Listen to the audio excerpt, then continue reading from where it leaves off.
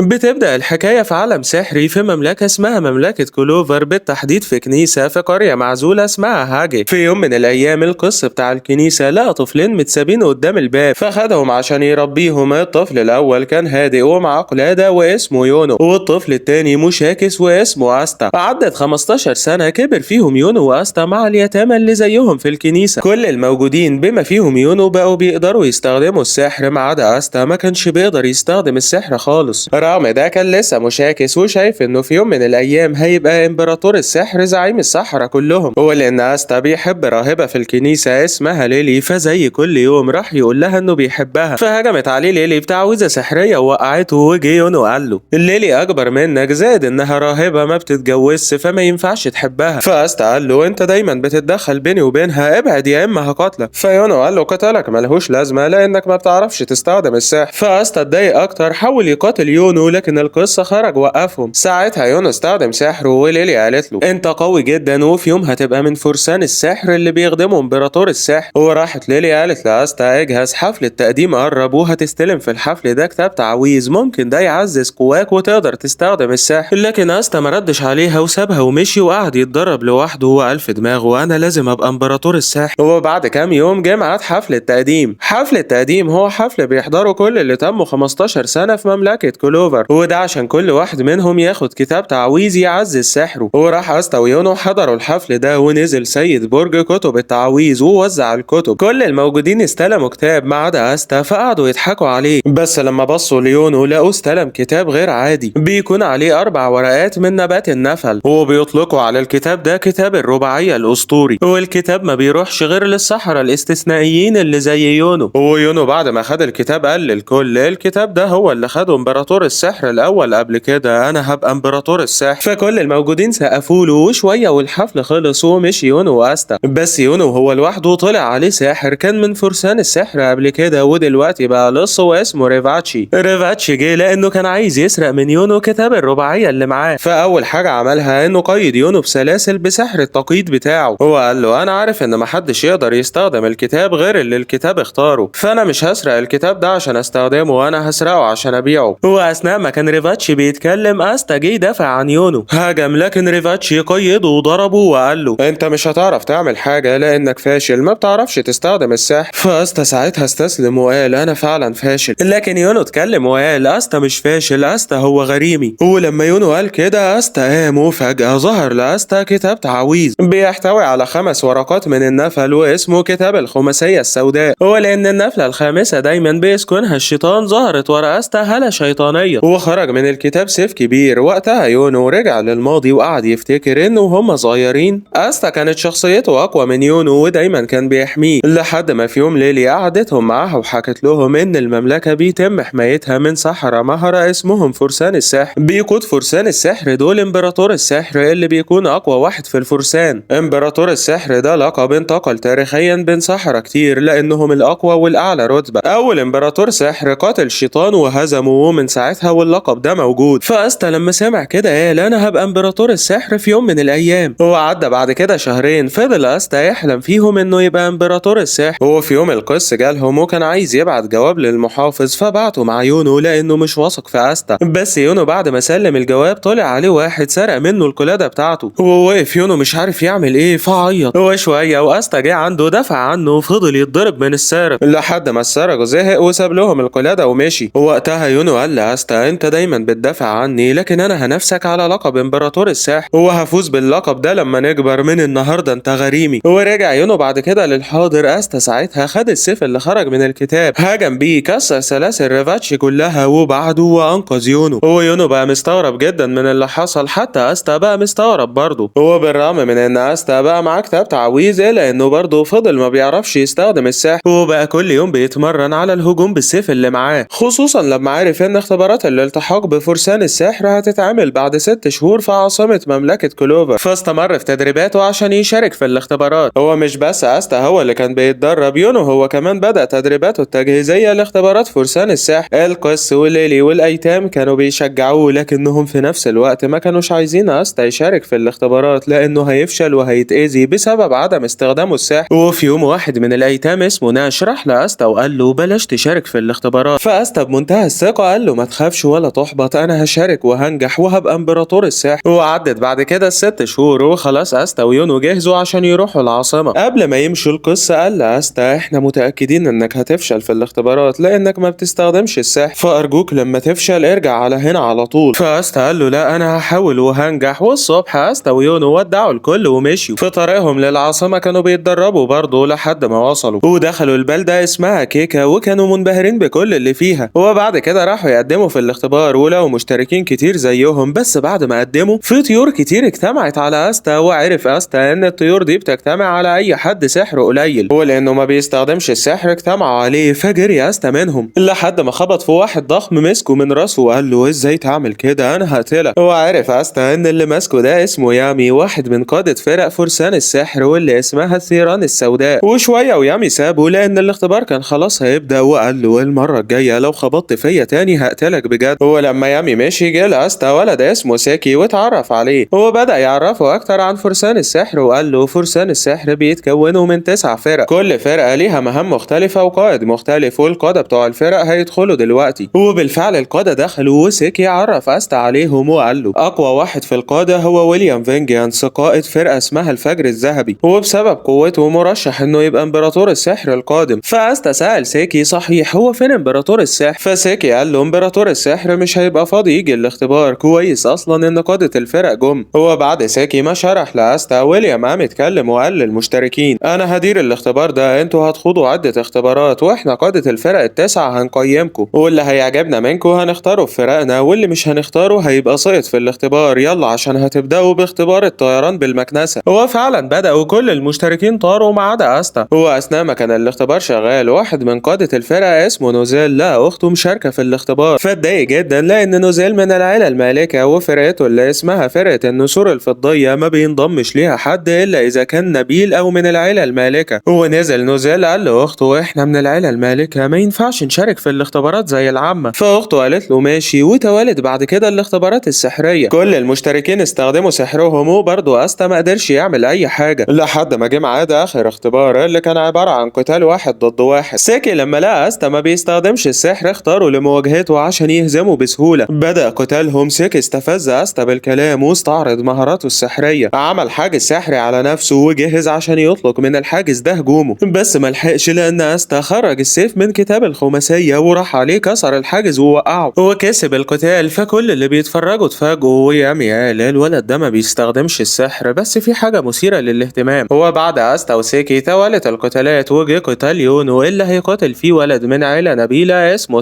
سالم لانه مغرور قال ليونو انا هوريك دلوقتي نبيل زيي هيعمل ايه في فقير زيك. هو بدأ القتال. هجم سالم بتعويذة سحرية اسمها برق سالم، فرد عليه يونو بتعويذة اسمها الاعصار الشامخ، اصابت سالم ووقعته مهزوم. هو كسب يونو القتال. فكل المشتركين عرفوا ان يونو ساحر قوي. واستمرت القتالات لحد ما انتهت مع غروب الشمس، والقادة قالوا احنا هنعلن النتيجة دلوقتي، هيتنده على كل مشترك منكم لو حد من القادة عايزه في فريقه هيرفع ايده وهيبقى المشترك نجح وانضم الفريق، اما بقى لو محدش رفع ايده المشترك هيبقى سقط وهيمشي. وبدأوا القادة يندهوا على المشتركين، ساعات كان قائد بيرفع ايده وساعات محدش بيرفع ايده خالص، لحد ما وصلوا ليونو. والأول مرة كل القادة رفعوا ايدهم لانهم عايزينه في فريقهم. ووقتها يونو كان عنده الاختيار انه ينضم لاي فريق منهم، وقرر انه ينضم لفرقة الفجر الذهبي بقيادة ويليام، مع ان الفجر الذهبي كانوا زي النسور الفضية بقيادة نوزل ما بيقبلوش سحرة الا اذا كانوا نبلاء او من العيلة المالكة، بس المرة دي قبلوا يونو. وبعد يونو ما خلص اتنده على استا بس محدش رفع ايده خالص. رغم ده استا ممشيش، فضل واقف وقال في دماغه مستحيل انا كده هسقط وهرجع القرية تاني. وهو بيفكر ومش عايز يمشي يامي قام اطلق عنان قوته السحرية. من قوته الارض بقت بتتهز. نزل عند استا وقال له انت ما بتستخدمش السحر، عايز تنجح ازاي؟ انا سمعتك بتقول انك هتبقى امبراطور السحر، تفتكر انك اقوى من كل القادة الموجودين هنا دول عشان تبقى امبراطور السحر فعلا؟ فاستا رد عليه وقال له حتى لو مش انا الاقوى دلوقتي في يوم هبقى قوي وهبقى الامبراطور. فيامي لما سمعه اعجب باصراره وقال له انا هضمك لفريقي. واستا ما بقاش مصدق وفعلا انضم لفريق الثيران السوداء بتاع يامي. هو بالليل ودع يونو وراح يدخل الحمام قبل ما يمشي مع يامي. هناك سيكي جاله وكان هيهجم عليه لانه هزمه في الاختبار، بس يونو شاف سيكي استخدم سحره ووقفه وحمى استا. وشويه ومشي استا وانضم ليامي، ويامي عرفه على 2 من فريقه، واحد اسمه فينرال وواحد اسمه جوردون. يامي خلى فينرال بسحره يفتح بوابة عشان ينتقلوا بيها لقاعدة فريق الثيران السوداء. لما فينرال فتحها يامي رمى أستا جواها ودخلوا بعضه وراحوا للقاعدة. وأول ما وصلوا لقوا أعضاء الفرقة بيتخانقوا مع بعض وبيكسروا البيت اللي هم فيه. وعرف أستا وقتها إنهم مشاكسين زيه، فيامي كسر الحيط عشان يوقفهم. وقال لفينرال عرف أستا عليهم، ففينرال عرفه وقال له دي فانيسا بتحب شرب الخمر، وده لاك بيحب القتال، وده جوشي أخته الصغيرة أكتر حاجة بتهمه في الدنيا، ودي تشارمي بتحب الأكل جدا، ودي بقى جراي ما بفهمهاش لكنها بتساعدنا، وآخر واحد ده بقى ماجنا عصبي لكنه طيب. وبعد أستا ما اتعرف على الأعضاء الستة الموجودين، يامي قال له لسه في أعضاء تانيين بس هم مش هنا دلوقتي. وماجنا قال له تعالى هختبرك بره، ههجم عليك، لو قدرت تتصدى لهجومي هعتبرك نجاح. وخرجوا بره، أستا خرج سيفه وماجنا خرج من كتاب التعاويذ بتاعه مضرب ناري، ولأنه بيقدر يستخدم السحر الناري قعد يضرب بالمضرب كرات نارية على أستا اتصدى ليهم كلهم، فماجنا عمل كرة نارية كبيرة حدفها عليه، وأستا ساعتها ما كانش عارف يعمل ايه، فبسرعة ضرب الكرة بالسيف وردها على ماجنا. والحركة دي خلت ماجنا وكل الفريق يعجبوا بقوة أستا وادوله عباءة الفريق وانضم رسميا للثيران السوداء. بس اللي ما كانش يعرفوا ان اخت نوزيل اللي اسمها نويل واللي كانت مشاركة في الاختبار زيه انضمت هي كمان للثيران السوداء، وكانت قاعدة بتتفرج على أستا من فوق. وشوية وماجنا خد أستا وداه غرفته، وأستا كان فرحان جدا بكل اللي بيحصل. على الجانب الآخر يونو هو كمان كان وصل قاعدة فرقة الفجر الذهبي، وقابله هناك واحد من الأعضاء اسمه كلاوس ووداه برضه لغرفته. وصبح تاني يوم أستا ويونو بعتوا جوابات للكنيسة بيطمنوا اللي هناك عليهم. القس وليلي والأيتام لما قرأوا الجوابات ما كانوش مصدقين إن أستا نجح. في الوقت ده بقى أستا نزل مع ماجنا جولة في قاعدة الثيران السوداء، فرجوا ماجنا على كل حاجة فيها وقال له إن القاعدة شكلها بيتغير كل فترة. وهم ماشيين في طريقهم قابلوا نويل. أستا لما عرف إنها زميلته في الثيران السوداء حاول يسلم عليها، بس نويل بعدت ايده وقالت له انت حشرة من العامة وكمان ما بتستخدمش السحر، انما انا اعلى منك، انا من العيلة المالكة. فماجنا واستا قالوا لها احنا كلنا زملاء، مش معنى انك من العيلة المالكة انك تشوفي نفسك احسن مننا. فنويل اتضايقت وقالت لهم انتوا اسوأ فريق لفرسان السحر، واستخدمت سحر الماء عملت بيه كرة ماء كبيرة جت تطلقها على استا. الكرة حدت عن طريقها وراحت على ماجنا، وده ضايق نويل اكتر وخلاها ترمي عباية الثيران السوداء وتمشي من قدامهم. وصبح تاني يوم أستا وهو ماشي بالصدفة شاف نويل بتتدرب على التحكم في كرات الماء بتاعتها. نويل كانت عايزة تتحكم في سحرها لأنها من صغرها ما بتعرفش تتحكم فيه، وده كان بيخلي عيلتها اللي اسمها عيلة سيلفا يسخروا منها، بالذات أخوها نوزيل اللي بيعتبرها فاشلة ومرضاش يضمها لفريق النسور الفضية وخلاها تنضم للثيران السوداء. وهي بتتدرب أستا جالها وقتها نويل حست بالإحراج لأنه شافها وهي ما بتعرفش تتحكم في سحرها. بسبب ده سحرها خرج عن سيطرتها والماء بتاعها ملأ المكان كله وطيرها لفوق، فكل أعضاء الفرقة وقفوا مش عارفين يوقفوا المية بتاعتها ازاي. ويامي قال مش هينفع نستخدم السحر عشان الوضع ما يتفاقمش. ولما رجع أستا عندهم يامي قال له كويس انك جيت، روح حل المشكلة دي. وحدفوا على المية، أستا خرج سيفه وضرب المية وأنهى المشكلة. ووقع هو ونويل بعد كده، وفينرال فتح لهم بوابة يعدوا منها عشان ما يصطدموش بالأرض. ساعتها نويل افتكرت ان الفرقة هيلوموها وهيقولوا عليها فاشلة زي عيلتها ما كانوا بيقولوا عليها، بس بالعكس أستا والفرقة قالوا لها انت قوية جدا وهنساعدك تتحكمي في قوتك. فنويل عيطت ومسكت ايد أستا عشان يقومها وقالت لهم انا هيشرفني العمل معاكم. وبدأ أستا بعدها يصحى الصبح ينظف القاعدة كلها، وكمان لان القاعدة فيها وحوش بقى بيأكل الوحوش. وقعد بعد كده ياكل مع اصحابه فانيسا ونويل وماجنا وجوشي وجراي ولاك وشارمي وفينرال وجوردون. وهم بياكلوا يامي دخل عليهم خد ماجنا عشان يخرجوا يلعبوا قمار، وراحوا فعلا لعبوا عمدة قرية اسمها قرية سوشي والعمدة هزمهم، وبسبب الهزيمة دي أمرهم ينظفوا قريته قرية سوشي من الخنازير البرية اللي فيها. فيامي وماجنا رجعوا لأستا ونويل أمروهم يروحوا قرية سوشي ويصطادوا الخنازير البرية اللي هناك، وماجنا قال لهم إنه هيروح معاهم. طلبوا من فينرال في الأول إنه يفتح بوابة وينقلهم للقرية، بس فينرال قال لهم مش هينفع لأني عمري ما شفت قرية سوشي دي قبل كده، وانا عشان انقل حد المكان لازم اكون شفت المكان ده قبل كده واعرفه. فماجنا قال خلاص يبقى نروح بالمكانس السحريه. فاستا ونويل قالوا له احنا ما بنعرفش نستخدم المكانس السحريه اصلا، فاستغرب وقال لهم خلاص هنروح بمكنستي السحريه، هي مكنسه غير عاديه بتشيل اكتر من واحد واسمها كريزي سايكلون. وبالفعل خدهم ماجنا على كريزي سايكلون وطار بيهم لحد ما وصلوا قريب من قرية سوشي. أول ما نزلوا في خنزير بري جري ورا أستا. نويل حاولت تساعده وتهجم على الخنزير بكرة ماء، لكن الكرة برضه حادت وجت في أستا. فأستا اتصرف وبالسيف ضرب الخنزير ووقعه، ولما جه 3 خنازير كمان ضربهم برضه وشال ال3، وماجنا شال خنزير واحد وكملوا ماشي عشان يوصلوا للقرية. نويل وقتها سألت ماجنا هو انت تعرف عمدة قرية سوشي من زمان؟ فقال لها هو اسمه سيهي، انا قريتي قريبة من هنا. زمان اول ما استلمت كتاب التعويذ بتاعي افتكرت اني بقيت قوي وجيت هنا عشان استولى على قرية سوشي، فسيهي وقفني بسحره. كبرت شوية وحاولت تاني وبرضه سيهي وقفني، وبعدها بقى بيعتبرني زي ابنه وبينصحني. على فكرة سيهي هو اللي اقنعني اقدم في اختبارات فرسان السحر، هو راجل طيب جدا. ولما كان ماجنا بيتكلم وصلوا عند القرية ولقوها محاطة بالضباب، فماجنا قال الضباب ده سحر مش ضباب عادي. هو خلى أستا بسيفه يقطع الضباب عشان يشوفوا، لحد ما شافوا سكان القرية كلهم قاعدين قدامهم وفي أشواك ثلجية فوقيهم هتنزل عليهم وتقتلهم. فماجنا بسرعة بسحره الناري دمر التلج، وبعدها لقى سيهي واقع مقتول، وده زعله جدا وعرف ان اللي عمل كل ده في القرية شرير اسمه هاس ومعاه 3 من مساعدينه. هاس أول ما شافهم هجم عليهم بكرة تلج كبيرة. أستا راح بسيفه وقسمها، فهاس قال السيف اللي مع الولد ده بيقدر يبطل السحر وكمان بيقدر يرده. وهو بيفكر أستا سأله هو انت جاي تعمل ايه هنا؟ فهاس قال له المملكة مقسمة ل3 مناطق، الأولى هي المنطقة الملكية اللي بيسكنها العائلة المالكة والنبلاء، والمنطقة التانية هي منطقة العامة ودي بيسكنها العامة العاديين. تالت منطقة بقى اسمها المنطقة المهملة ودي بيسكنها سكان القرى اللي زي قرية سوشي. سكان القرى دول بيملكوا قدرات سحرية قليلة بتمكنهم بس من القيام بواجباتهم في القرى، بمعنى أصح هم ملهمش لازمة بسبب سحرهم القليل، وأنا بعتبرهم وحوش لأن في خيرات كتير على أرضهم هم ما بيستخدموهاش، عشان كده أنا جاي أقتلهم. فأستا قال له أنا مش هسمح لك تعمل كده. فهاس استخدم سحر التلج بتاعه ودمجه بسحر الضباب بتاع مساعدينه وهجم على أستا. هو بدأ أستا يتصدى بسيفه وماجنا ساعده بالنيران، بس نويل ما كانتش عارفة تعمل حاجة لحد ما طفلة صغيرة مسكتها وطلبت مساعدتها. ساعتها في تعويذة جديدة اتضافت لكتاب تعويذ نويل، وده لأنها نضجت على مستوى السحر، فبطبيعة الحال السحر كل ما بينضج كل ما بيتضاف لكتابه تعويذ جديدة. استخدمت نويل التعويذة دي وقدرت تعمل بيها غلاف مائي كبير يحميها هي وأستا وماجنا وسكان القرية. شوية وخرج أستا هجم وأصاب هيس بسيفه، فهيس رجع أصابه بالتلج، وكل ما كان أستا بيقوم يهجم هيس كان بيصيبه. هو خرج ماجنا هو كمان وقال ده آخر هجوم عندي. استخدم تعويذة اسمها نيران الموت المنتشرة. هيس ومساعدينه تفادوها بسهولة، وهيس قال لماجنا اجهز للموت، بس اللي هيس ما كانش يعرفه ان أستا كان وراه بسيف ورد النيران على هيس ومساعدينه، والنيران دي أصابتهم ووقعتهم. وفجأة في وسط النيران دخل أستا ضرب هيس ووقعه مهزوم. هو ماجنا بعدها قيد هيس و2 من مساعدينه بالنيران، لكن المشكلة انه ما قدرش يقيد المساعد الثالث لانه هرب، وانتهت المعركة على كده. وبعد انتهائها ماجنا قال انا متأكد ان هيس ده كان جاي هنا يدور على حاجة، وفعلا شك ماجنا كان في محله لان هيس كان جاي يبحث عن حجر سحري موجود في قرية سوشي. واثناء ما كان ماجنا بيفكر أستا نام من التعب وخرج من عنده طائر من الطيور اللي بتتجمع على كل اللي سحرهم قليل، واسم الطيور دي الطيور المضادة. الطائر اللي خرج من عند أستا ده طار ولقى الحجر السحري اللي هيس جه يبحث عنه، خد الحجر وكمل طيران. وقتها ماجنا قال لهيس انا هاخدك معايا عشان احقق معاك واعرف مين زعيمك، بس هيس ما اداش لماجنا فرصة. بسرعة حوط نفسه هو ومساعدينه بالتلج وقتلوا نفسهم عشان ما يعترفوش بحاجة. هو مع غروب الشمس ال3 راحوا قعدوا مع حفيد سيهي اللي اسمه نيك، وده بعد ما دفنوا سيهي. نيك كان حزين جدا على جده وقال لهم انه لما يكبر عايز يبقى فارس سحر زيهم، فال3 شجعوه. وهم بيتكلموا جه الطائر المضاد عند أستا تاني، هو كان معاه الحجر السحري. ونيك قال لهم الحجر السحري ده كان جدي محتفظ بيه، خدوه معاكوا كهدية مننا ليكوا على اللي عملتوه عشاننا. وبالفعل خدوا الحجر السحري والطائر ورجعوا بالليل لقاعدة الثيران السوداء وحكوا ليامي كل اللي حصل. يامي هناهم وبعت فانيسا وفينرال لقسم تحقيقات السحر عشان القسم يحققوا ويعرفوا اكتر عن هيس، وكان مديهم كمان ساعة. وقعت من هيس قبل ما يقتل نفسه، وشوية وفانيسا وفينرال رجعوا وقالوا ليامي ان قسم التحقيقات ملقوش اي معلومات عن هيس وهيكملوا تحقيق عشان يوصلوا لاي معلومة. فيامي قال لأستا وماجنا ونويل صحيح في خبر حلو نسيت اقوله لكم، امبراطور السحر عرف اللي انتوا عملتوه واداكوا نجمة على مجهودكم. فال3 فرحوا جدا، وأستا سأل هو يعني ايه نجمة؟ فيامي قال له النجوم دي مكافآت امبراطور السحر بيبعتها للفرق بناء على أدائهم. فرقة الفجر الذهبي لأنهم أفضل فرقة معاهم 70 نجمة، إنما احنا بقى معانا -30، يعني فاضل لنا 100 نجمة عشان نتساوى مع الفجر الذهبي. فاستا اتخضوا بعد ما عرف عن النجوم، يام اداله فلوس وقال له ده أول مرتب تقبضه معانا. خد استا الفلوس وهو فرحان، وقرر إنه يبعت جزء كبير منها للقس وليلي والأيتام. وتاني يوم راح مع أصحابه في الفريق لبلدة كيكا عشان يتسوقوا بالمرتب اللي خدوه. بلدة كيكا هي البلدة اللي استا عمل فيها اختبار فرسان السحر. مشي استا مع نويل وفانيسا خدتهم للسوق السوداء عشان يشتروا منها أي حاجة. هناك استا بالصدفة قابل سيكي، وعرف إن سيكي انضم لفرقة من فرق فرسان السحر اسمها السرعوف الأخضر، وجاي للسوق السوداء عشان يمسك لص موجود هنا. وبالفعل كان في لص، لأن سيكي وهو بيتكلم مع استا اللص سرق جعبة من سيدة عجوزة وهرب. استخدم تعويذة خلته يطير على سحابة سحرية، فاستا جري وراه، وسيكي بتعويذة استخدم سكوتر سحري لحق اللص بيه. فضل استا يجري ورا اللص، نط على كذا حبل لحد ما وصل لسطح مبنى، وحدف سيفه على سحابة اللص، والسيف لأنه بيبطل السحر أخفى السحابة واللص وقع. فسيكي جيب السكوتر بتاعه وخبط فيه ووقعه على الأرض، وقال له أنا خلاص قبضت عليه. بس اللص ما سابش سيكي يقبض عليه، وضربه بسكينة مسمومة في رجله. وقع سيكي بعدها وكان فاكر إنه هيموت، لكن فانيسا جت لحقته وحطت له مرهم على رجله وأخفى مفعول السم. وقام سيكي قبض على اللص، ومع غروب الشمس استا وفانيسا ونويل رجعوا الجعبة للسيدة العجوزة ومشيوا. بس ما كانوش يعرفوا إن السيدة العجوزة دي هي إمبراطور السحر. الإمبراطور كان متنكر في شكل السيدة العجوزة دي عشان يتجول براحته في البلدة ويشوف الصحراء. وبعد ما شاف قدرات استا أثار فضوله جدا، وهو واقف بيفكر شاف يونو كان طاير بمكنسة جنب مركبة سحرية طائرة مع كلاوس وعضوة من فرقة الفجر الذهبي زيهم اسمها ميموزا، والتلاتة كانوا بيحرسوا سالم الولد اللي واجه يونو قبل كده في اختبار فرسان السحر. وده لأن سالم من النبلاء، وأبوه طلب من ويليام قائد الفجر الذهبي إنهم يحرسوه أثناء رحلته لمملكة جنب مملكة كلوفر اسمها مملكة هارت. في طريقهم سالم قال ليونو أنا اخترتك لحراستي لأن وقت قتالنا كان أسلوبي متعجرف معاك، وعايز أعتذر لك على كل ده. أنا شايف إنك هتبقى إمبراطور السحر في المستقبل، عشان كده عايز أعرف عنك أكتر. فبدأ يونو يحكي له عن نفسه، وهو بيحكي لقى غيوم قدامهم، وفجأة خرج مجموعة سحرة هجموا عليهم كانوا بيحملوا شعار الجمجمة. يونو قدر بسحره يتصدى ليهم ويبعدهم. هو نزل بعد كده هو وسالم وكلاوس وميموزا على الأرض، وكلاوس قال في دماغه يونو من ساعة ما انضم لنا وهو مغرور وما بيسمعش كلامي، وكمان ما بيتكلمش معايا كتير، عشان كده ما بحبش اروح معاه في مهمات. ولما كان كلاوس بيفكر سالم قال ليونو انا عايز اروح اشوف قريتك، يلا نروح دلوقتي. فيونو وافق، وكلاوس هو كمان وافق على مضض ونفذ لسالم طلبه، وراحوا كلهم لقرية هاجي بتاعت يونو. هناك القس وليلي والايتام استقبلوهم وفرحوا جدا برجوع يونو، ودخلوا كلهم يتعشوا مع بعض. اثناء ما هم كانوا بياكلوا ليلي لقت الميه خلصت، فقالت انا هخرج املى ميه من بره الكنيسه. فسالم قال لها خد العباءه دي معاكي عشان الجو بره الكنيسه بارد. فليلي خدتها وخرجت، لكن اول ما خرجت جم سحرة خطفوها. ولما خرج يونو واللي معاه يشوفوها ملقوهاش، ولقوا شعار الجمجمه اللي شافوه قبل كده على السحرة اللي هجموا عليهم. ويونو قال انا هروح انقذ ليلي. فكلاوس قال له لا احنا مهمتنا هي حمايه سالم ولازم نمشي، انا القائد بتاعك دلوقتي ولازم تتبع اوامري. بس يونو رفض كلام كلاوس وراح يتتبع ليلي عشان يلاقيها. في طريقه لقى اول واحد من السحرة اللي خاطفينها، هجم عليه بتعويذة الاعصار الشاهق ووقعه، وكمل لحد ما صادف ساحر تاني. الساحر ده حبسه في كرة مية، يونو قدر يخرج منها وردها عليه ووقعه هو كمان، ومشي ووصل لساحر تالت. الساحر ده كان بيستخدم التلج، عمل كرة ثلجية كبيرة عشان يقضي بيها على يونو. فيونو عمل رمح من الرياح اتضرب بيه الكرة وكسرها ووقعها على الساحر ده وتخلص منه. وبعد كده لقى ليلي وجنبها واحد من السحرة اللي خاطفينها، والساحر ده قال ليونو انا بستخدم السحر الناري، لو قربت هحرق وشها. على فكرة احنا من الاول بنستهدفك انت، احنا عايزين كتاب الرباعية بتاع التعويذ اللي معاك، لانك من غير كتابك هتبقى ساحر عادي وهتطرد من فرسان السحر. فيونو قال له انا مش هديهولك ومش هسيبك تاذي ليلي. وفي لحظة وطى يونو لانه كان عارف ان كلاوس جه وراه ومعاه ميموزا. كلاوس بقدرته على تشكيل الفولاذ بسحر واستخدم تعويذة اسمها الرمح اللولبي وقع بيها الساحر اللي قدام يونو وانقذوا ليلي. وكلاوس قال ليونو احنا عرفنا كل حاجة، السحرة دول كانوا بيستهدفوك انت. سالم هو اللي بعتهم عشان يسرقوا كتابك السحري لانه متضايق منك من بعد ما هزمته في اختبار فرسان السحر. انا كنت شاكك فيه لان معاملته ليك كانت غريبة فاستجوبته. وميموزا بسحرها اللي بتتحكم من خلاله في النباتات هجمت على سالم واعترف لنا بكل حاجة. مش بس كده، ده كمان من خلال النباتات قدرنا نوصل لمكانك. انا هسامحك المرة دي، بس اوعى تتصرف لوحدك تاني. فيونو قال له شكرا، وشوية وقيده سالم واللي معاه. حاول سالم يهجم عليهم، لكن ليل استخدمت سحرها المائي ومنعته. هو كان لسه في الوقت ده امبراطور السحر بيتابع يونو بعد ما شاف سحر واثار فضوله هو كمان زي استا. والصبح رجع يونو وميموزا وكلاوس لويليام في قاعدة الفجر الذهبي، وويليام قال لهم ان امبراطور السحر اداهم نجمة على اللي عملوه مع سالم. على الجانب الاخر بقى استا لما عرف من يامي ان الفجر الذهبي خدوا نجمة جديدة اتضايق جدا وقال كده الفرق بيننا وبينهم بقى 101 نجمة، بس انا مش هسكت وهجيب ال 101 نجمة دول. قعد في اليوم ده يتدرب مع اصحابه، وكانوا كلهم بيختاروا اسم الطائر المضاد اللي جه مع استا من قرية سوشي، لحد ما لاكا اختار له اسم نيرو. بس وهم قاعدين دخل عليهم يامي وقال للكل في ديماس جديد تم اكتشافه. فاستا قال يعني ايه ديماس؟ فيامي قال له الديماس ده مكان سحري بيشبه المقابر القديمة، بيكون فيه كنوز وادوات سحرية نادرة جدا، لكن برضه بيكون فيه فخاخ صعبة القدماء سايبينها، عشان كده لازم نروح نستكشفه بعناية ونوصل لغرفة الكنز اللي فيه، لان كمان الديماس ده على حدودنا مع مملكة عدوة لينا اسمها مملكة دايموند، فلازم نستكشفه وناخد ثروات. وقبلهم استا هيروح لان امبراطور السحر بنفسه اختاره للمهمة دي، هو هيشاركوا في المهمة نويل ولاك. يلا جهزوا. فاستا لما عرف ان امبراطور السحر اختاره ما كانش مصدق، وشوية وفنرال فتح لهم بوابة ودتهم عند الديماس. هو كان معاهم نيرو الطائر، ودخلوا لاك ضغط على حجر فتح لهم الديماس، ولقوا جواه منى كبيرة، والمنى دي هي الطاقة السحرية. بدأ لاك جوه يلاحظ الفخاخ ويدوس عليها عشان يخرجها ويخلي استا بسيفه يبطل السحر اللي فيها، لحد ما شوية ولاك لاحظ ان في حد غيرهم في الديماس، فنشر سحر البرق في رجله وساب استا ونويل وراح يشوف مين موجود. وكمل استا استكشافه مع نويل، لكنهم وقعوا في واحد من الفخاخ. الفخ ده كان بيحتوي على كروم طويل اتمسكوا بيه وما كانوش عارفين يعملوا ايه، لحد ما جه شخص هجم بسحره وحررهم. استا لما بص على الشخص ده عرف انه يونو جاي مع ميموزا وكلاوس، لان هم كمان اتعينوا لاستكشاف الديماس. نزل يونو اتكلم مع استا، وعرف استا ساعتها ان ميموزا ونويل يعرفوا بعض لانهم قرايب. الاتنين بدأوا يرخموا على بعض بالكلام، لانهم من وهم صغيرين كل واحدة منهم عايزة تتفوق على التانية. ولما كانوا بيتكلموا كلاوس قال ليونو ما كانش فيه داعي تنقذهم وتضيع وقتنا. فاستا اتضايق جدا من كلام كلاوس وبدأ يتخانق معاه. كلاوس قال له انتوا اسوأ فرقة فرسان سحر في الفرق كلها. فاستا قال له احنا في يوم من الايام هنتفوق عليكم، والاتنين اتحدوا بعض على اللي هيوصل لغرفة الكنز قبل التاني. كلاوس خلى ميموزا بسحر النباتات بتاعها تستكشف الديماس، وخلى يونو يطير بيهم بسحر الرياح، ومشيوا من قدام استا. فاستا قال لهم برضه هنوصل لغرفة الكنز قبلكم. استا خد نويل واتحركوا، ما كانوش عارفين يمشوا ازاي عشان يوصلوا لغرفة الكنز، لحد ما نيرو بدأ يرشدهم. في نفس الوقت ده لاك كان لسه بيبحث عن اشخاص موجودين في الديماس غيرهم، ولقى في طريقه ساحر من مملكة دايموند المعادية لمملكة كلوفر. الساحر ده قوي جدا واسمه لوتس. لاك استخدم سحر البرق بتاعه وقضى على مساعدين لوتس بسهولة، وبعد كده هجم عليه بسرعة كبيرة. لوتس كان بينشر دخان وبيتفادى بسهولة، وشوية وحس لاك ان قواه بتضعف وما كانش عارف السبب. فلوتس قال له انت بتهزم المساعدين بتوعي، انا نشرت دخان سحري غير مرئي، الدخان ده بيضعف القوة، انت مش هتقدر تتحرك دلوقتي. على فكرة انا زمان قتلت قائدك يامي، هو كان اقوى منك لدرجة انه اصابني وخلاني اهرب من قدامه، بس من الواضح انك مش في نفس قوته، عشان كده انا همشي من قدامك دلوقتي وهسيبك. فلاك وهو بيسمعه رجع للماضي وقعد يفتكر ان امه دايما كانت بتسيء معاملته، لحد ما في يوم اكتشف سحر البرق بتاعه وهزم واحد من النبلاء، وكل الناس بدأت تخاف منه لانه من العامة وهزم نبيل. ساعتها امه حضنته وقالت له اكسب دايما، اوعى تخسر في اي قتال. وبعد امه ما ماتت لاك بقى عايز يكسب في القتالات كلها عشانها، ورجع لاك بعد كده للحاضر، زود البرق في جسده ورجع يهجم بقى اسرع واقوى، لحد ما لوتس صلب دخانه ومسكوا بيه. على الجانب الاخر بقى كان خلاص يونو وميموزا وكلاوس وصلوا لغرفة الكنز، بس هناك جالهم ساحر قوي من ساحر الدايموند اسمه مارس، هجم على ميموزا بالكريستال واصابها. وميموزا لانها بتقدر تستخدم السحر العلاجي قعدت تعالج نفسها بالنباتات، ورجع مارس يهجم عليها تاني. فكلاوس استخدم سحر تشكيل الفولاذ بتاعه وصد الهجوم، وقال ليونو روح انت افتح غرفة الكنز عقبال ما انا قاتله، بس يونو رفض وقال له انا هساعدك لاننا اصدقاء. وبالفعل يونو وقف يساعده، وكان لسه لاك ممسوك من لوتس، وفجأة جه استا ونويل عنده. استا بسيفه حرر لاك من الدخان وقال له احنا هنساعدك. وقتها حس لاك ان بقى عنده اصدقاء، وهجم هو واستا مع بعض. فلوتس كثف دخانه واستخدم تقنية اسمها سجن الملك حبسهم من خلالها في الدخان. حاولوا يخرجوا لكن معرفوش، وبدأ لاك يفكر وقال انا حاسس بالمنى بتاعت لوتس وعارف مكانه فين بره الدخان، وهو كمان هتلاقيه عارف مكاني انا ونويل جوه الدخان من خلال المنى بتاعتنا، بس مش هيحس بمكان استا لان استا اصلا ما عندوش معنى، وانا هستغل ده. وعمل لاك خطة، هجم بالبرق من ورا الدخان على لوتس، فلوتس عشان يتفادى اتحرك. في الوقت ده نويل دفعت استا بالميه، استغل استا ان لوتس مش هيقدر يحدد مكانه جوه الدخان وجه من وراه وضربه. ولما لوتس اتصاب الدخان بدأ يتلاشى وخطة لاك نجحت، وحاول لوتس يهرب. عمل من الدخان عربة خد فيها مساعدين وهرب بيهم، واستا واصحابه ما قدروش يلحقوه. في القتال التاني بقى وقف يونو قدام مارس واستخدم تعويذتين من سحر الرياح اسمائهم الصقر الابيض ووابل السهام، بس التعويذتين ما اثروش في مارس لانه قوي جدا. وكلاوس لما بص لاحظ ان راس مارس فيها احجار سحريه، فالف دماغه مملكه دايموند بيعملوا تجارب على السحرة الاقوياء اللي زي مارس، بيزرعوا في اجسادهم احجار وادوات سحريه بتضخم سحرهم، وده اللي مخلي مارس قوي. ورجع كلاوس يهجم على مارس، لكن مارس عمل لنفسه نسخه كريستاليه تصدت لهجوم كلاوس، وكمان خرج سيف كبير من الكريستال لحق بيه يونو لحد ما اصابه. ويونو بعد كده طار بسحر الرياح عشان يبعد عن السيف وكمل هجومه على مارس، لكن ما اثرش فيه خالص، وحس ان مارس اقوى منه بمراحل. وخلاص السيف الكريستالي كان هيقع على يونو ويقتله، لكن فجأة وصل استا عند غرفة الكنز وبسيفه كسر السيف الكريستالي وانقذ يونو. فكلاوس اتفاجئ ان استا قدر يتصدى لمارس، ويونو قال لاستا انا كنت فاكر ان لما جيت انقذك من شوية اني رديت جميلك عليا لانك طول عمرك بتنقذني، بس الظاهر انك هتفضل تنقذني لحد ما اموت. فاستا قال له سيبك من الكلام ده وقوم تعالى معايا نشوف مين فينا هيهزم مارس الاول. واستعد استا وجه معاه كمان لاك ونويل. لاك قضى على نسخة كريستالية مارس هجم بيها، ونويل راحت تطمن على ميموزا اللي كانت لسه بتشفي جراحها. في الوقت ده زود مارس نسخه الكريستالية وعمل سيف كريستالي جديد. استا راح كسر واحدة من النسخ وكسر السيف الجديد وطلع عليه، ومن خلاله ضرب مارس واصابه. واصحاب استا ساعدوه في تحطيم النسخ الكريستالية. ساعتها وقف كلاوس مصدوم وقال ازاي ولد من قرية ما بيملكش السحر بيعمل كل ده؟ فنويل قالت له استا بيقدر يبطل سحر اي حد بسيفه، واتفرج عليه وانت هتعرف انه قوي. واستمر القتال. مارس استخدم تعويذة جديدة خلته يخرج بدرع كريستالي عملاق سحق بيه استا. رغم ده استا قام وقال له انا ما بملكش السحر صحيح، بس انا في يوم من الايام هبقى امبراطور السحر، وعشان كده انا لازم اهزمك. وانقض استا على مارس بسيفه وكسر الدرع بتاعه ووقعه مهزوم، وانتهت المعركة. بعد كده كلاوس قيد مارس بالفولاذ وخد منه كتاب التعويذ بتاعه، وكلهم جهزوا عشان يدخلوا غرفة الكنز. استا ضرب باب الغرفة بسيفه وفتحه، ودخلوا لقوا جبل من الكنوز قعدوا يستكشفوه. ويونو لقى لفيفة غريبة فيها رموز، لما فتحها اضاءت باللون الاخضر والرموز اللي فيها اختفت. ويونو ما كانش فاهم اللي حصل، بس وهم بيستكشفوا فجأة كتاب التعويذ بتاع مارس اتسحب من كلاوس ورجع لمارس تاني، وده لان مارس كان فاق وقام شاف نفسه بسحر ناري ودخل بدرع كريستالي عملاق. هجم على كلاوس ويونو ولاك ومسكهم بالكريستال. فكلاوس قال مستحيل، ازاي بيستخدم سحر النار؟ عناصر السحر الاساسية 4 هم النار والرياح والماء والارض، والساحر الطبيعي بيكون متفوق في عنصر واحد بس من العناصر ال4. لكن مارس ده غريب، بيستخدم الكريستال التابع لعنصر الارض، ودلوقتي بيستخدم عنصر النار في شفاء جسده، واكيد ده بسبب التجارب اللي مملكة دايموند عملتها عليه لتضخيم سحره. ولما كان كلاوس بيفكر نويل هجمت بالماء عشان توقف مارس، بس مارس اصابها بالدرع الكريستالي ووقعها. فراح استا يهجم عليه وما قدرش يعمل حاجة لان مارس هجم بكريستالات كتير كانت سريعة جدا. استا معرفش يتفاداها وطار من الهجوم لورا، كسر حائط ودخل لغرفة مخفية. وهو واقع جوه لقى جنبه سيف غريب غير السيف بتاعه اللي بيخرجه من كتاب التعويذ، فخد السيف ده عشان يهجم بيه. وقتها ميموزا كانت قعدت تعالج نويل ورجعت للماضي وقعدت تفتكر ان هي ونويل طول عمرهم بيتعاملوا مع بعض بلطف، بس افراد العائلة المالكة هم اللي دايما بيحطوهم في منافسة مع بعض. واستمرت ميموزا في علاج نويل لحد ما مارس راح عندهم وكان هيقتلهم، فخرج وقتها استا بالسيف الجديد تصدى لهجماته وبقى اقوى، وهجماته كانت بتصيب مارس. مش بس كده، ده قدر كمان من خلال السيف الجديد انه يطلق سحر مائي على مارس يوقف بيه نار الشفاء بتاعته. وبعد ما نار الشفاء تلاشت من مارس ووقع، لكن بعد ما وقع استا لقى نفسه مصاب بكريستالة في بطنه ووقعته مغمى عليه. فبسرعة ميموزا سابت نويل بعد ما بقت كويسة وبدأت تعالج استا. اما مارس بقى وهو واقع فقعد يفتكر التجارب اللي مملكة دايموند عملتها عليه هو واصحابه وهو صغير. ووقتها مملكة دايموند خلته يقاتل صحابه واصحابه عشان اللي يبقى منهم يزرعوا فيه احجار سحرية ويضخموا سحره. مارس اضطر انه يقتل صحابه بما فيهم بنت اسمها فانا كانت مقربة منه جدا، وقبل فانا ما تموت ادت لمارس سحرها الناري اللي هو بيستخدمه في الشفاء دلوقتي. ورجع مارس بعد كده للحاضر وقام تاني عشان يقتل استا. فيونو حرر نفسه من كريستال مارس وفتح كتاب التعويذ بتاعه ولقى فيه الرموز اللي كانت في اللفيفة. وفجأة الزمن توقف وشاف يونو قدامه بنت صغيرة تسببت في هجوم رياح قوي جدا على مارس، والهجوم ده وقعه. ويونو واصحابه تخلصوا من مارس، ويونو قال في دماغه واعتقد ان الرموز بتاعة اللفيفة هي اللي تسببت في اخر هجوم على مارس. انا لازم افهم الرموز دي بتعمل ايه بالظبط. وبعد تخلصهم من مارس سيف استا الجديد دخل في كتاب الخماسية اللي معاه، والدماس بدأ يتهد على يونو واصحابه. فبسرعة يونو عمل سفينة رياح خد صحابه كلهم عليها عشان يمشوا، وقبل ما يتحركوا استا قال لهم انقذوا مارس معانا، بس ما لحقوش يعملوا كده وكملوا هروب وبقوا بيكسروا الحجارة اللي بتقع عليهم بسحرهم لحد ما خرجوا من الدماس. وما كانوش يعرفوا ان لوتاس انقذ مارس وخرج وراهم بعد ما خد الكنز من جوه. وشوية وبعد يونو باصحابه واطمنوا كلهم على بعض. وكلاوس حضن يونو واستا وقال لهم انا نبيل وكنت بحتقركم لانكم من القرى، بس انا اسف ما كنتش مقدر قوتكم وانتوا انقذتونا. وبعد كده يونو ودع استا وكل واحد رجع قاعدة فرقته. واستا نام اسبوع من التعب، صحي بعدها قعد مع اصحابه وعرف من شارمي وجوشي وجوردون ان نويل كانت قلقانة عليه وهو نايم. وهم قاعدين مع بعض دخل عليهم يامي وقال لاستا ونويل مقر فرسان السحر عايز تقرير عن اللي حصل في الدماس، فهتروحوا انتوا بالتقرير ده، لكن لاك مش هيروح معاكوا لانه مثير للمشاكل، ولو راح للمقر هيعمل مشاكل زي عادته. فاستا ونويل فرحوا انهم هيروحوا لمقر فرسان السحر، وبالفعل راحوا وقابلوا في طريقهم يونو وكلاوس وميموزا اللي كانوا هم كمان رايحين يودوا تقريرهم عن حادثة الدماس. نويل ساعتها وقفت مع ميموزا وعرفت ان ميموزا بدأت تعجب باستا، وحست نويل هي كمان انها برضه معجبة باستا. وشوية ودخلوا كلهم لمقر فرسان السحر. استقبلهم هناك امبراطور السحر وما كانوش مصدقين انه جاي يستقبلهم بنفسه. وكلاوس عرفهم عليه وقال لهم ان اسمه يوليوس نوفارك، ودخلوا معاه كلهم وحكوا له اللي حصل في الدماس وسلموا تقريرهم. وقبل ما يمشوا استا ويونو سألوه ازاي نوصل لمنصب امبراطور السحر زيك، فيوليوس قال لهم بالجدارة لازم تثبتوا انكم تستاهلوا المنصب ده، ويلا دلوقتي جهزوا كلكم عشان هخليكم تحضروا معايا حفل الأوسمة السنوي. حفل الأوسمة ده حفل بيتعمل كل سنة لترقية فرسان السحر الحاصلين على أكبر عدد من النجوم خلال السنة، وده لأن فرسان السحر بيتم ترتيبهم على حسب قوتهم بثلاث مراتب، يا إما مرتبة عليا يا إما مرتبة متوسطة يا إما مرتبة دنيا. فالفرسان اللي حصلوا على النجوم بيترقوا بين المراتب دي. وبعد يوليوس ما شرح لأستا واصحابه دخلوا معاه للحفل، ولما التكريم والترقية خلصوا يوليوس ساب أستا واصحابه في الحفل مع المكرمين اللي كانوا كلهم من النبلاء والعائلة المالكة. ساعتها بدأوا كلهم يسخروا من أستا ويونو لأنهم كرويين مش نبلاء، وسخروا برضه من كلاوس وميموزا لأنهم من وجهة نظرهم نبلاء ضعفاء وبيعاونوا أستا ويونو. مش بس كده، ده الحفل كمان كان فيه نوزيل أخو نويل قائد فرقة النسور الفضية، وكان معاه اخواته هو ونويل ولد اسمه سوليد وبنت اسمها نبرة. راح سوليد دلق مشروب على راس نويل ونبرة اتريقت عليها لأنها ما بتعرفش تتحكم في سحرها. ونوزيل قال لنويل امشي من هنا، انت عار على العيلة المالكة، كفاية انك كنت السبب في موت امنا. فنويل عيطت وكانت هتمشي فعلا، بس أستا مسكها وبدأ يزعق لكل النبلاء الموجودين اللي بيسخروا منهم، وقال لهم انتوا صحيح اقوياء دلوقتي بس انا هبقى امبراطور السحر وهبقى اقوى منكم. فسوليد اتضايق جدا من كلام أستا وهجم عليه بثعبان مائي، ونبرة نشر الضباب بس أستا بسيفه ابطل سحرهم وكل الموجودين اتفاجئوا من قدراته. وواحد من النبلاء الموجودين استخدم سحر الرمل بتاعه ومسك أستا بيه، وسوليد اطلق عليه رصاصة مائية لكن أستا مسكتش، خرج سيفه الجديد وطلع نفسه من الرمل ورد الرصاصة المائية على سوليد ووقعه. وسوليد ما كانش مصدق ان ده حصل له. وقتها نوزيل اطلق العنان لقوته السحرية وقال لأستا قروي زيك لازم يتعاقب على اللي عمله في افراد العائلات الملكية. ونوزيل كان هيبدأ يهجم عليه بس وقفه واحد من قادة الفرق اسمه فيجوليون. فيجوليون يبقى قائد فرقة من فرق فرسان السحر اسمها الأسد القرمزي، وقال لنوزيل وقفوا اللي بتعملوه ده، ما ينفعش ولد صغير يستفزكوا كده. فنوزيل سمع كلامه وتوقف، وبعد ما كل الموجودين هديوا جه أستا ابن عم ميموزا وقال له انا اسمي ليوبولد من فرسان فرقة الأسد القرمزي، بعد اللي شفته دلوقتي ده هعتبرك من النهارده غريمي. هو أثناء ما كان ليوبولد بيتكلم مع أستا ميموزا قالت لكلاوس ليوبولد ده يبقى أخو فيجوليون، احنا التلاتة من ناحية الأب تابعين لعيلة اسمها فاميليون اللي هي واحدة من العائلات العائلات الملكية. أما بقى من ناحية الأم فأنا قريبة